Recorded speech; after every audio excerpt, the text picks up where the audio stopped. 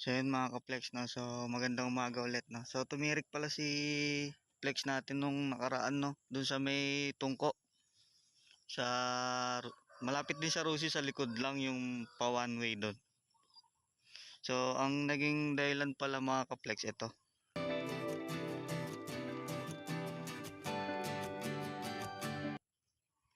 Yan. So picturean ko na lang, no. So naputol spark plug cap, no.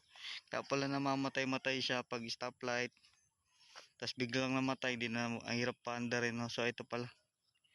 So yun mga ka-flex, akala ko nga loose compression kasi pag pinapadyakan ayaw. So okay naman na ngayon.